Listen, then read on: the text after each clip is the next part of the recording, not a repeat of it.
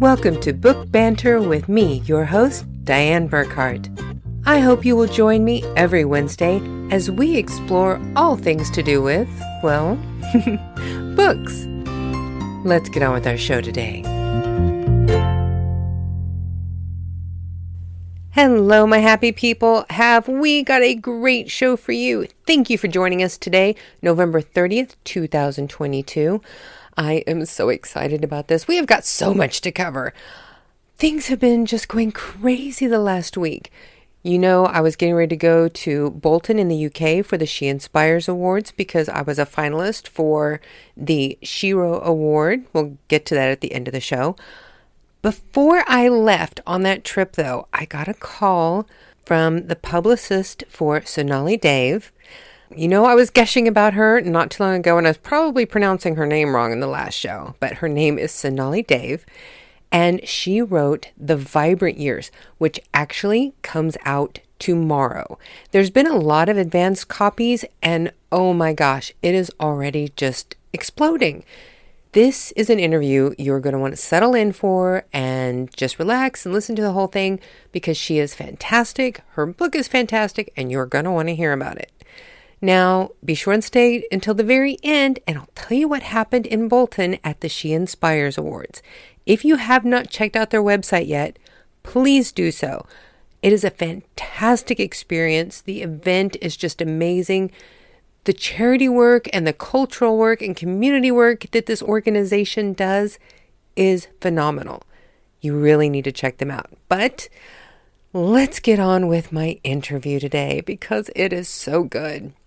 I know I totally fangirled all over Sonali, and I should probably try to be a little bit more professional. But honestly, the reason that I did was because I was just so surprised by her book. I do not typically read romance books. That's not my preferred genre. And this one hooked me and kept me interested and wanting more until the very last page. I'm already looking at her other catalog of books because she has 9 books out, with this one coming out tomorrow, and she's already working on the 10th. So there are plenty of books for you to be checking out with her, but you really need to look at The Vibrant Years. It's incredible. If you know someone who loves romance books, buy them this book for Christmas. They will love you.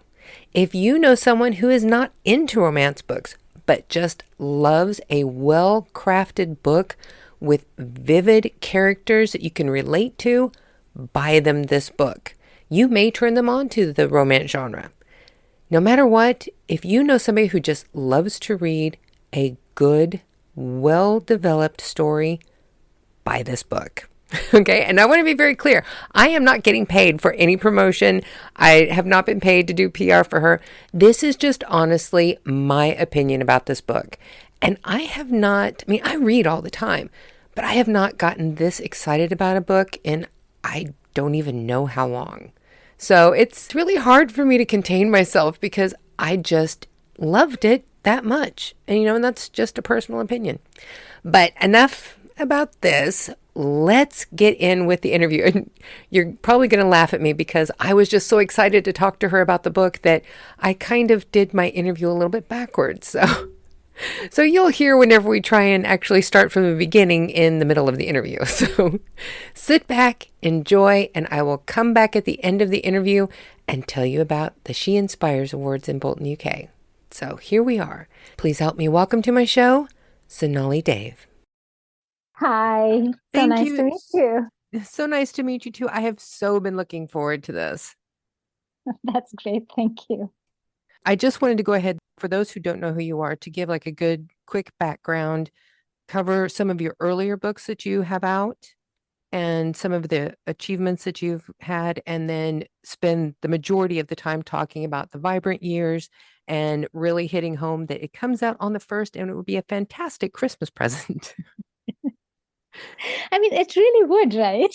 Oh, yeah. It's And such a happy book, but yeah, well, I keep trying to tell people that, and then I feel a little bit like, oh my God.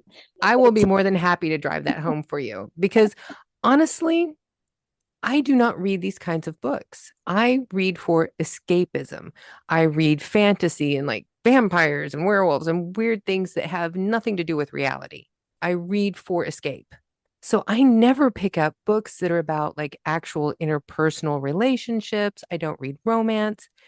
And the only reason I read this was because your publicist contacted me about this interview and sent it to me. And so I was going to read it so I could intelligently discuss it with you. And oh my God, I was hooked by page 4. I am not Wow, even thank kidding you.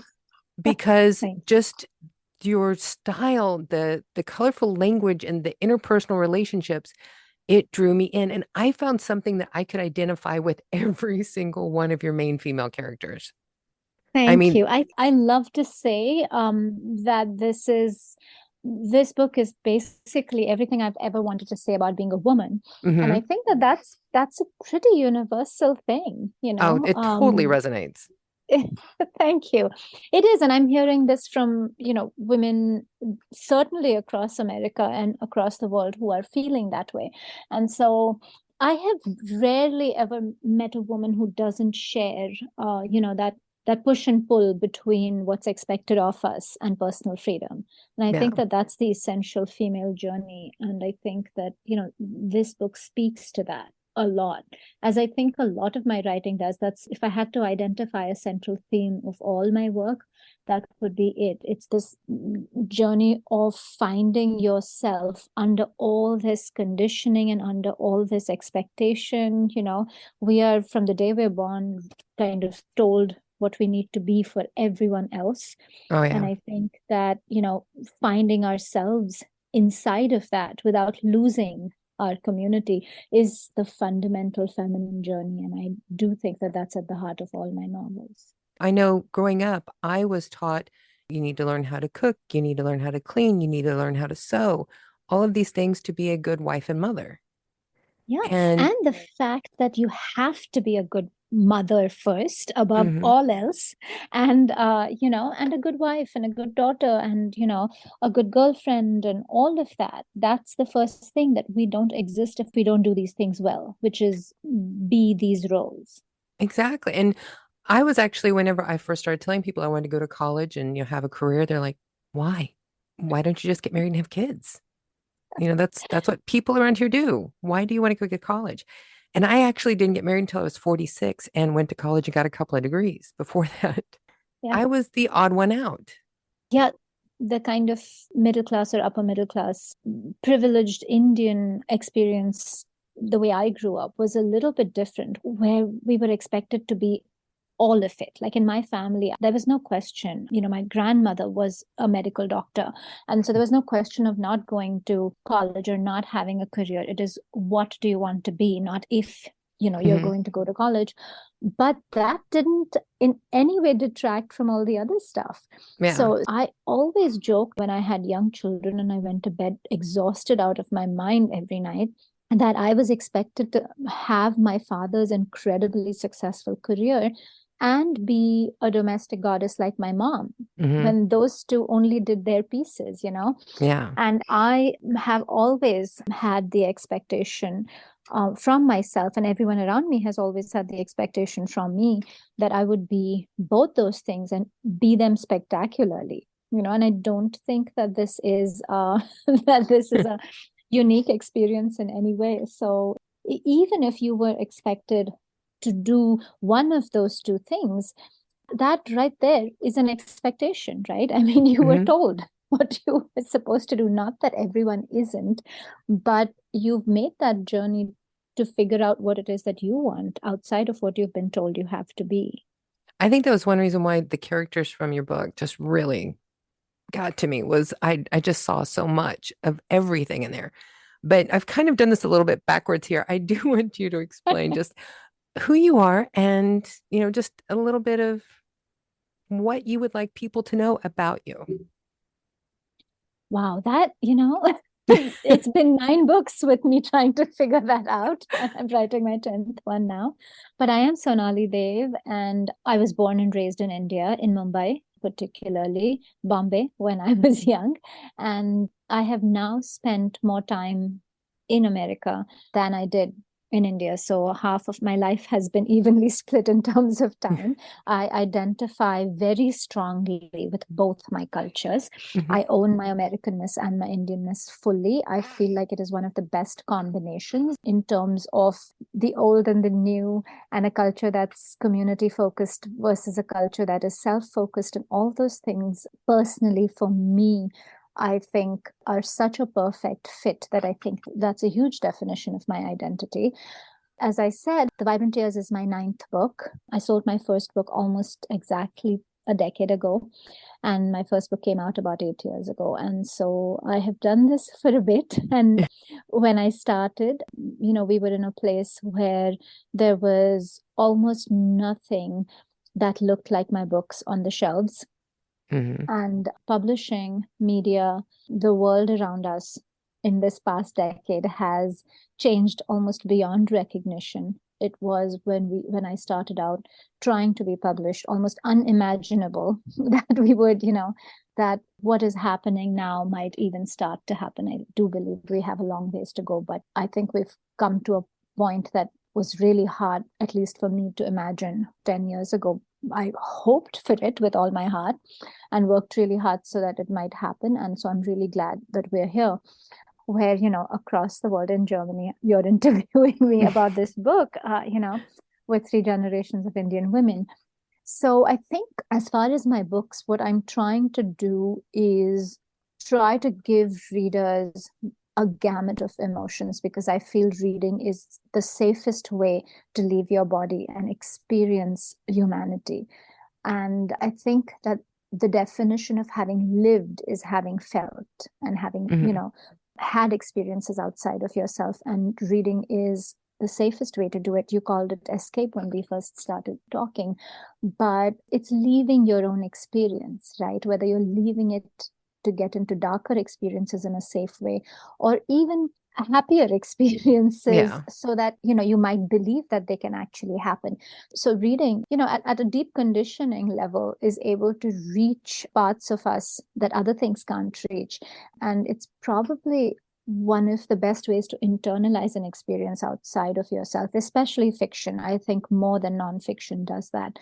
And so one part of what I try to do when I write is to take my readers inside human experience and inside understanding what a space they might not normally have stepped into, Yeah. and to really feel that. So to laugh and to cry and to come out, maybe even a little bit moved or changed in some way.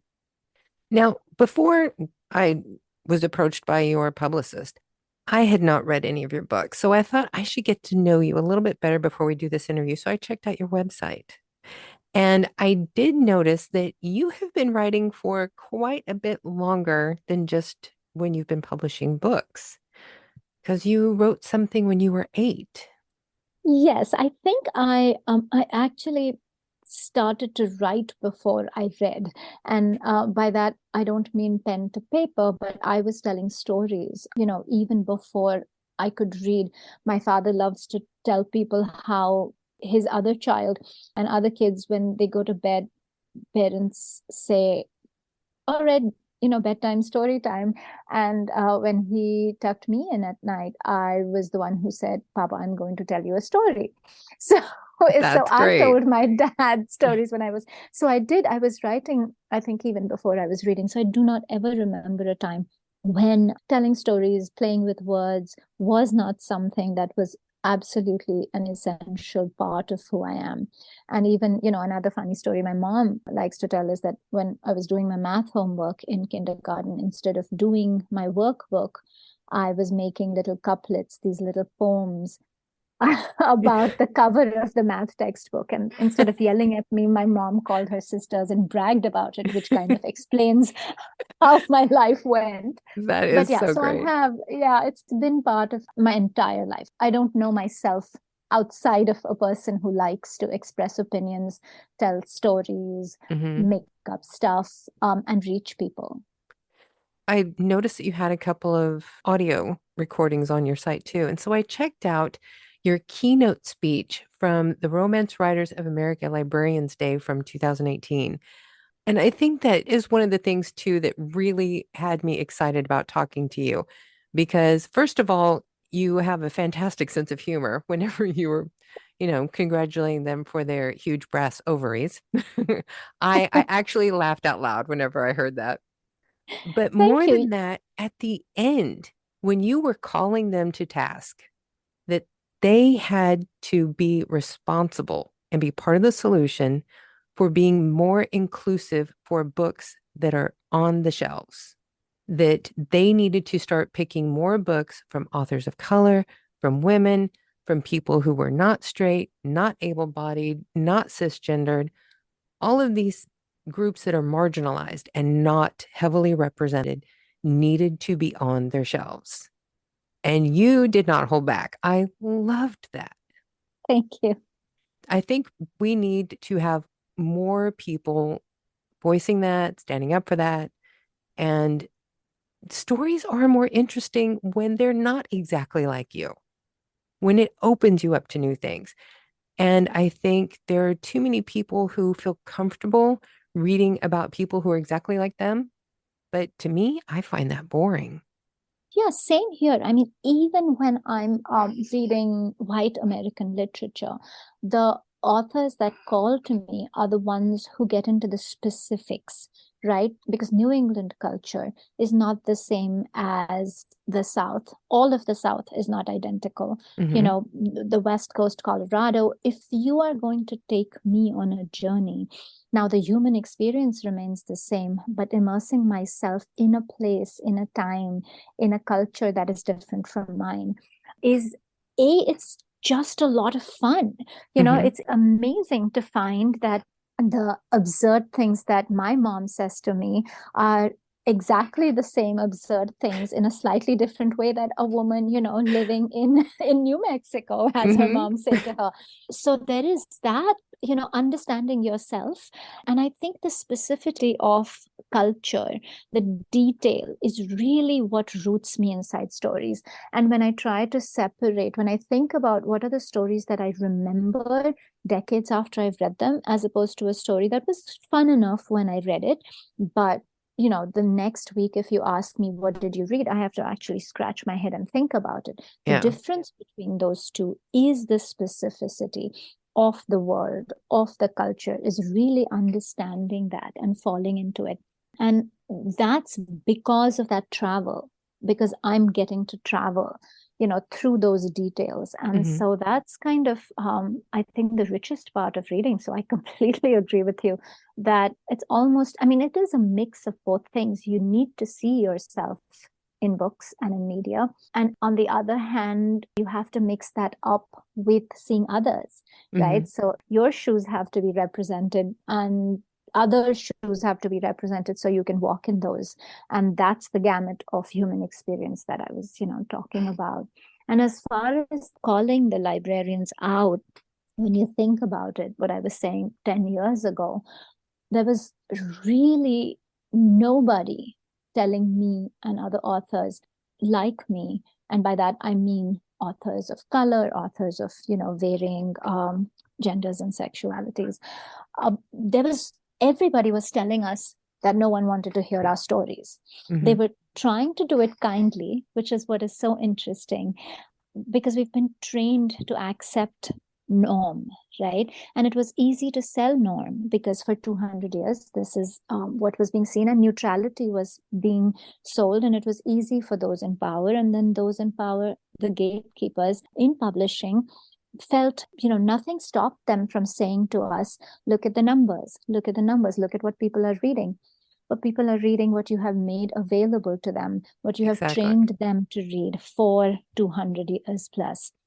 And now, literally, we get this kind of thrown, all authors, all creators get numbers and business thrown in our face.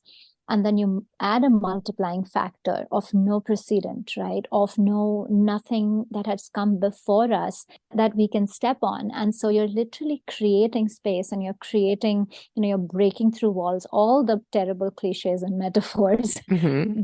But we were very easily told that our stories were not needed, even when it was wrapped in sweet words of, oh, of course we'd want it. Of course, this is what we'd like, but look at the numbers. And I heard this from librarians all the time. And, there is the other side of it, which is that I owe a lot of my early just getting in the hands of readers to the work of librarians, right? So I'm not saying that all across the board, that's what librarians do or anything. They're extremely essential in making this change. But what was happening was that they were being told, this is your demographic, this is what your readers check out, right? But without the other side of it, which is that you don't have a large enough collection for your readers to choose from that doesn't look like everything they've always chosen, right? And If it's not available, how are they going to choose it? Yeah, and that's one piece of it. And if only one thing is available, then how is that one thing going to meet the needs of all your readership? And then you're going to use that one thing to extrapolate an entire possibility of a collection. But I think a lot has been said about this over the past decades, and a lot of work is being done. And finally, we're starting to see at least some movement. And I'm so grateful for that. Exactly. Me too. Thank you. Say, as somebody who is Native American and handicapped, I'm very grateful that people are starting to wake up to things like those. Absolutely, yes. I was looking through your catalog of books that you already have available, and I have to ask, are you a Jane Austen fan? What gave it away? I love these titles, Incense and Sensibility, Recipe for Persuasion, and my favorite is The Pride and Prejudice and Other Flavors. That is the book that I'm going to be buying next because something about that title, I want to know how flavors play into that. Yeah, it's a gender flip these are not really retellings. So to speak to your question about Jane Austen, I read her very young. I read her in middle school. I credit her with not just being a literary influence, but I think with the influence that made me who I am today. So if you don't like me, take it up with Jane Austen. she helped me believe, she reinforced a lot of things I naturally believe about myself, about what the world should be like. She laughed at the world she lived in while still living in it. And, that made it really easy to laugh at the absurdity in our own world. And so ever since I was a little girl, I kind of rewrote her and retold her stories in my context anyway for many, many years. But once I started to take my writing seriously, then I knew that her stories have been told and retold in beautiful ways by very many, very talented writers. What I wanted to do was pay homage to the lessons I learned from her about being human and about the world. So these are really thematic homages to her work. Very quickly here, I want to tell everyone some of the other titles in your book collection. A Bollywood Affair, The Bollywood Bride, The Wedding Setup, and The Emma Project. But these are all ones that you've had out before, and you have a new one coming out December 1st. Yes. So I'm going to go back and reframe that a little bit. So my 4 Austen books are my favorite 4 Austen novels, and the Emma Project is part of that. So it's Pride, Prejudice, and Other Flavors, Recipe for Persuasion, Incense and Sensibility, and the Emma Project, which obviously is Emma. And then I had a set of 4 books before that, which I call the Bollywood series, which are written in this style of big, emotional, over-the-top Bollywood film. And one of the protagonists works in the Hindi language Indian film industry, which is popularly known as Bollywood. That's why that series is that. Now, The Wedding Setup is a short story that came out early this year. And the one that comes out on the 1st of December is The Vibrant Tears, which I'm incredibly excited about, and which happens to be the first book to launch Mindy Kaling's new publishing imprint, which is Mindy's Book Studio. So that's a huge, huge honor. Yeah, I was wanting to ask you, how did you get connected with Mindy's Book Studio? It's one of those things where we say hard work meets opportunity and being in the right place at the right time. So when I wrote The Vibrant Tears, I had absolutely no idea Mindy Kaling was out there looking for books or looking to start a publishing imprint or anything like that. I wrote this book, however, in the vein of Mindy's own writing, which is laugh out loud funny. Yes. Really looking at vulnerabilities and things that make us cringe, but also that kind of show a very human part of us and are very real in terms of emotion. So she does that really well. And I've kind of studied that for years in her writing.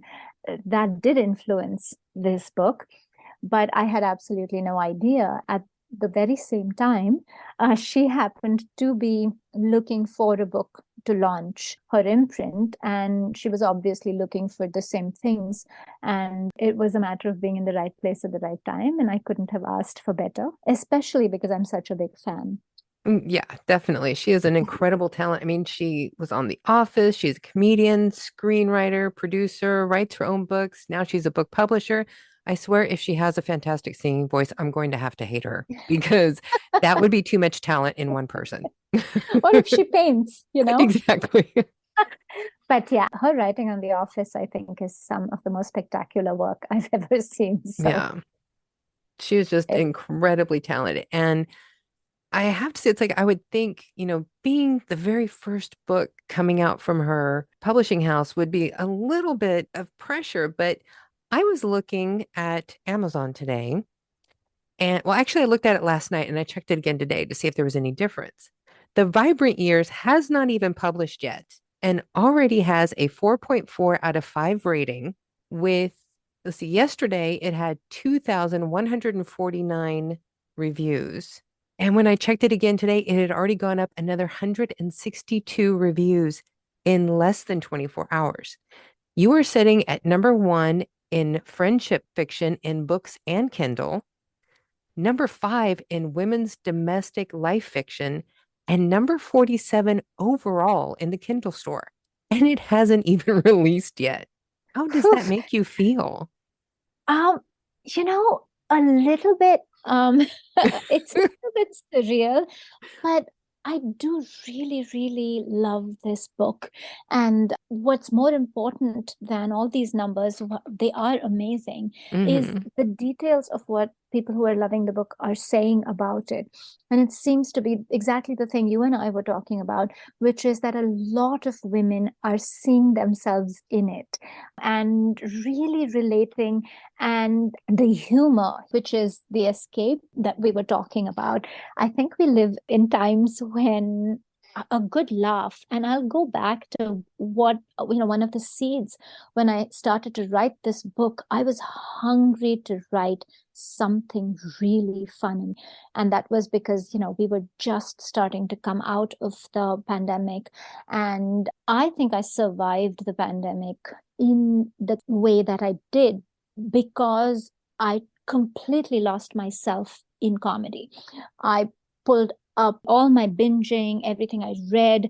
It helped me survive that laugh, that being able to see the absurdity, the cringe, all the things that make us laugh at ourselves, Hmm. and refocused my mind on what is delightful about life and what is fun about life. And so I knew, because comedy saved me through the pandemic, I knew that's what I wanted to bring to my readers now. I have written some pretty dark books, but there's always been wit and humor in all my books.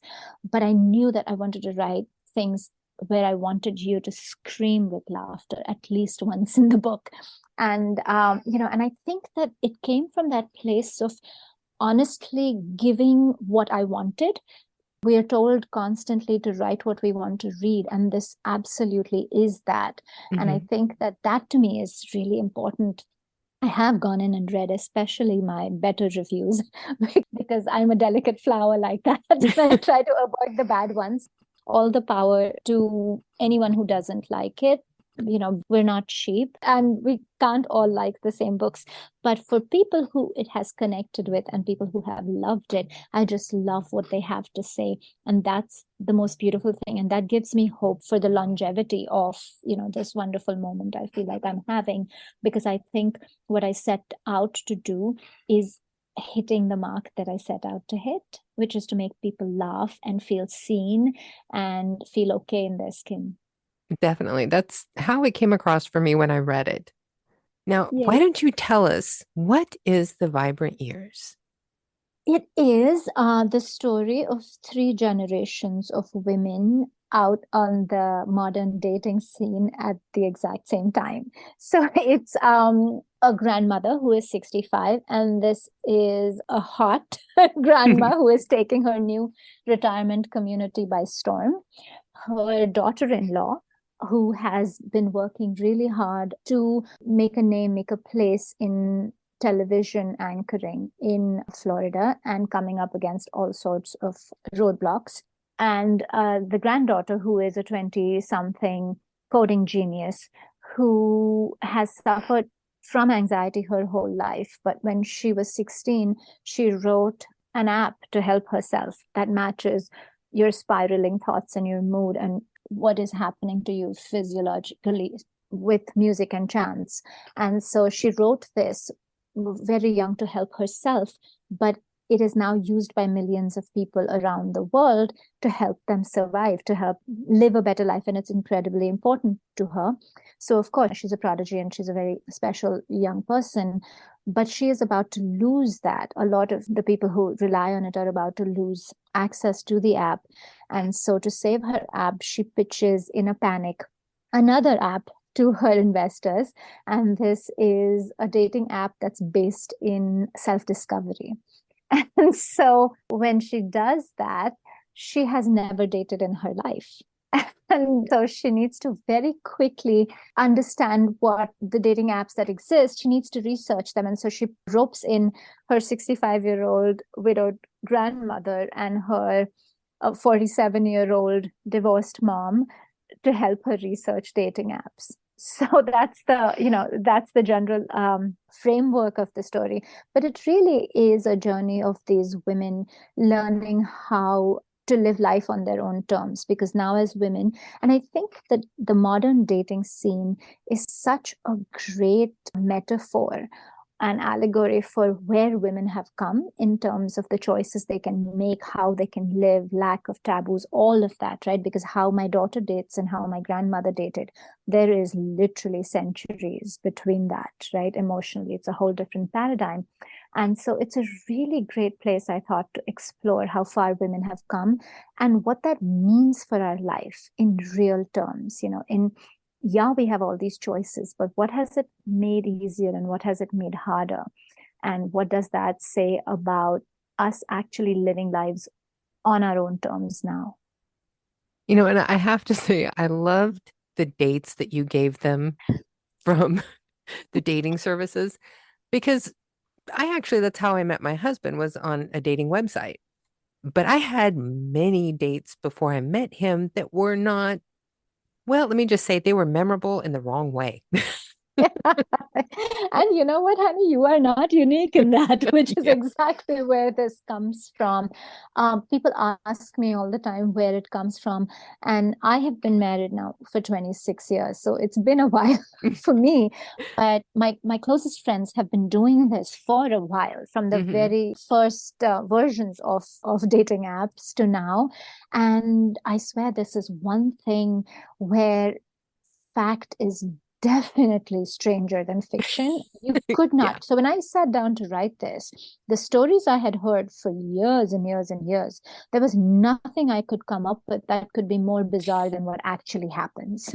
Yeah. That is, that's the absolute truth. And I think every woman or person Hmm. who's been on a dating app or knows someone who is, there is no way that you could think that this is too bizarre, and yet it's so darned bizarre.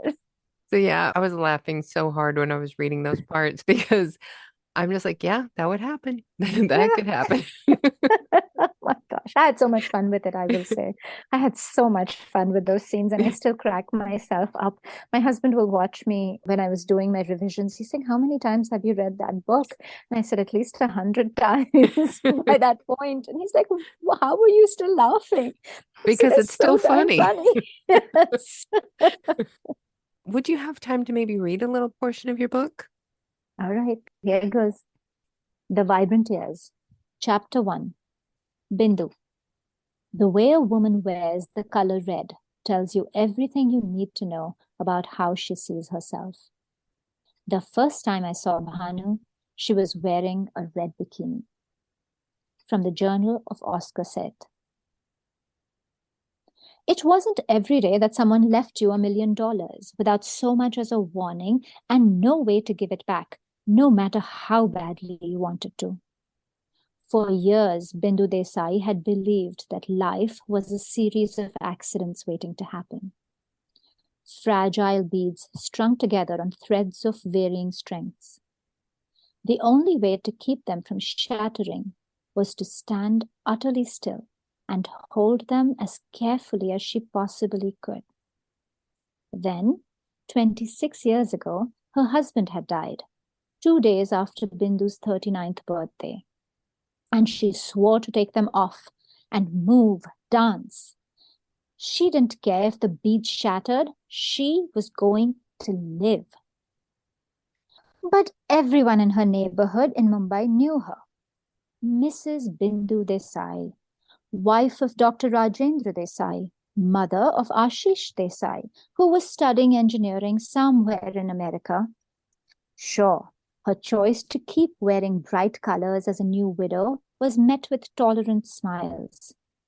But when she wore her Western blouses and pants outside the house instead of her usual salwar kameez, the women in her building had started to avoid her, especially if she dropped in on them after the husbands got home from work. Turned out, moving, dancing wasn't quite so simple, because all her friends were still wearing their fragile beads. Then her son announced that he was getting married to a woman he'd met at the University of Florida. They'd been in love for 3 years. Ashish had told Bindu about Alicia in confidence, because his father would never be okay with his son marrying a Catholic girl, even if she was Indian. Well, Indian American. Alicia's parents were from Goa, but she had grown up in America. Being from Goa herself, Bindu felt like she'd won some special intraparental prize when Ashish had chosen a wife from her hometown.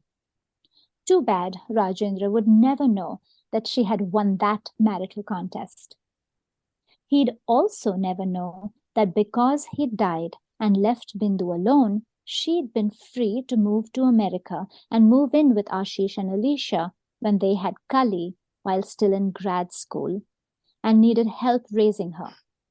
Some accidents were actually beautiful. Her daughter-in-law was one of Bindu's favorite people on earth. Sure, she was a bit, how could Bindu put this delicately, uptight? One of those people who always had to do the right thing. But Bindu didn't mind. She liked when people felt free to be who they were. After Ashish and Alicia had gotten divorced 2 years ago, after 23 years of marriage, Bindu had chosen to go on living with her daughter-in-law. For one, Alicia had asked her to. For another, Bindu now moved and danced to her own tune, at least as best as she could, which at 65 was not unworthy of pride. That didn't mean every once in a while she wasn't livid enough at her daughter-in-law to want to drown her in their neighborhood pool. This morning, they'd had one of those fights, triggered by something so insignificant that halfway through you forgot what had started it. Well, an empty chai cup had started it. Bindu had left the blameless thing on the coffee table, preoccupied as she was with the unexpected $1 million. Why on earth would anyone leave such an obscene sum to a woman whose life he'd almost destroyed? What had he possibly hoped to gain, other than digging up old pain and secrets? Ever since the money had shown up, Bindu had felt like she'd been hit by a truck, one filled with every shameful mistake of her youth. Alicia had snapped at Bindu in her passive-aggressive way about not using a coaster, probably preoccupied with some new stunt her bully of a boss had pulled. "It's a table, Alicia. It doesn't have feelings, and it's ugly anyway," Bindu had snapped back.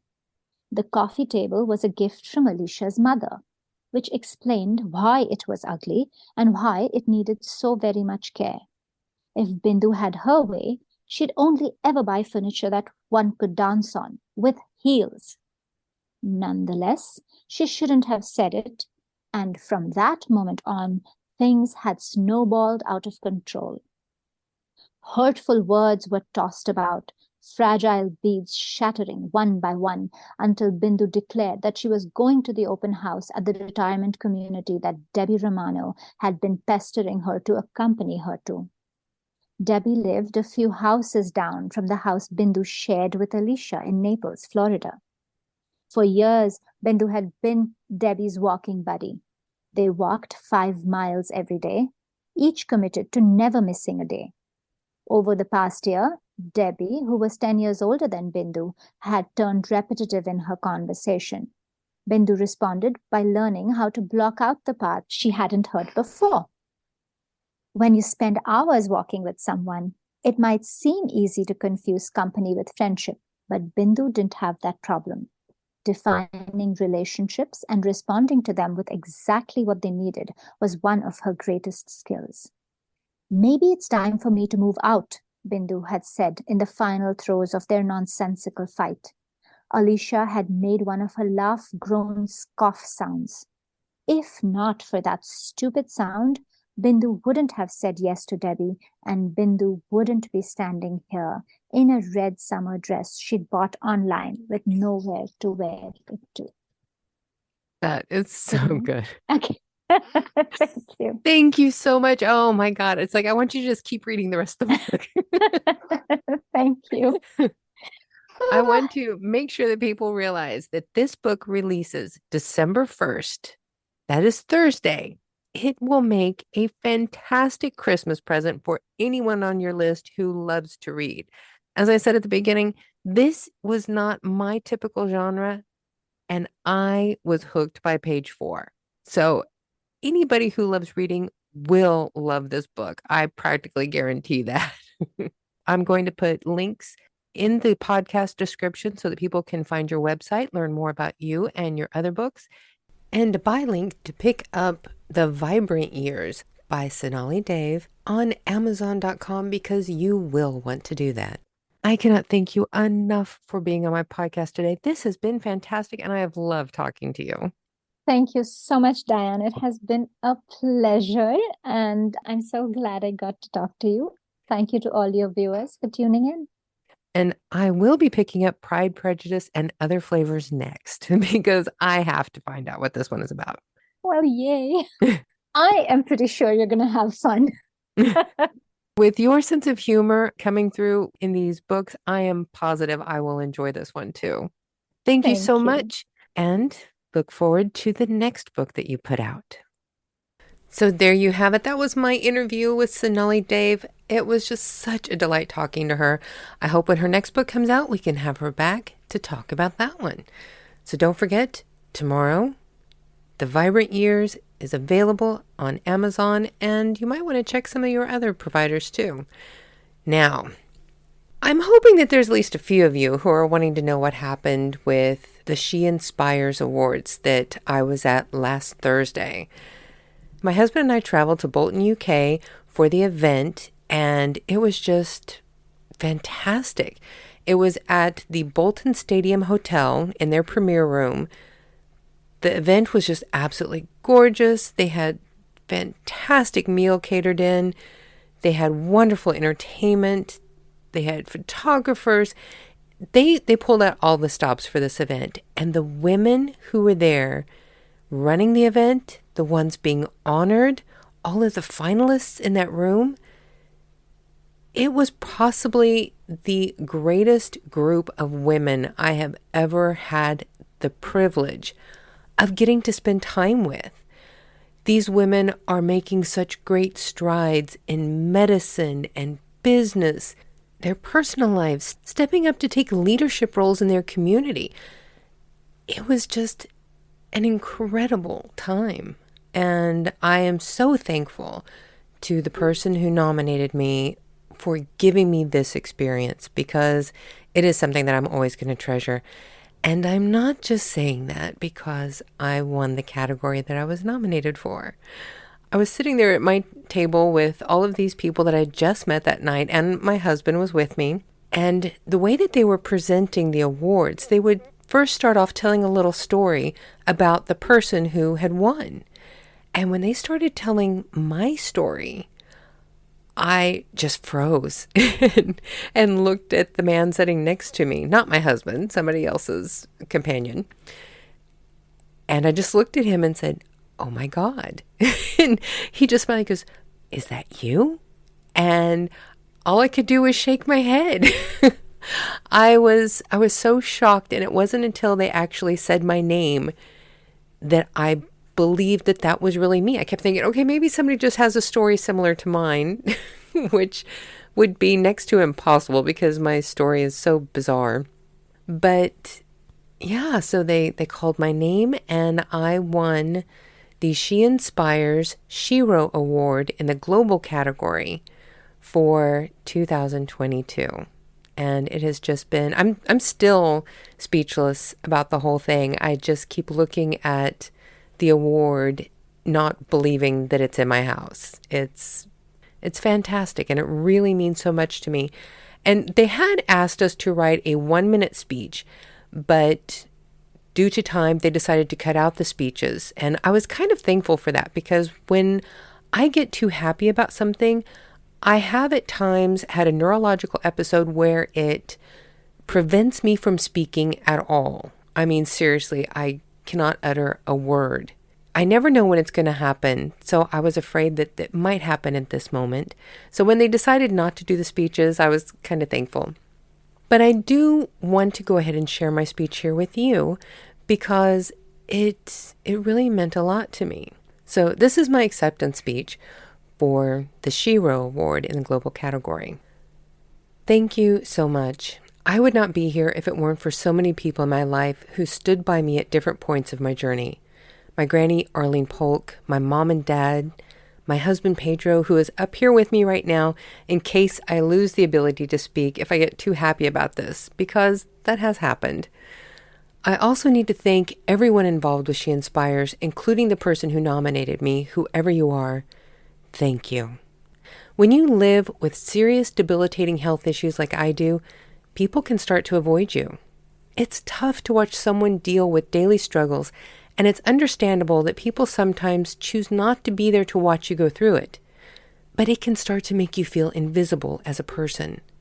When you are only seen through the framework of your health issues and not as the person overcoming them every day. This award category is amazing because from the moment I was nominated, I felt truly seen as a person. And that is an amazing gift. I plan to use this award to further my platform as an advocate for others with neurological conditions and brain damage, and I will spend the rest of my life working to make others feel as seen as I do right now. Thank you. There, at least I get to have my speech here on my podcast, and I meant every word of that. I am so grateful, and I need to share this with so many people who have supported me in my life, including all of you who continue to regularly read my books, listen to my podcast, connect with me on social media. It means so much that you see me in these frameworks and not as the person who struggles every day to walk or talk or think of a complete sentence. Thank you for being here to support me in my goals as an author, as a podcaster, as a human. Thank you. So now I already have the next author interview set up, and I will tell you more about that in my Friday blog. Be sure to check that out at burkhartbooks.com. I'm going to have a TikTok video up here sometime this week where I actually show you my trophy and the very cool things that I got to bring home from the She Inspires trip. The things that they created to give away to the people who were there for this event were just so well done that they need to be seen. And now you know what time it is. It is time for all of you to go forth and buy the Vibrant Ears and then be really happy about it. Thank you for joining me today. Have a great week.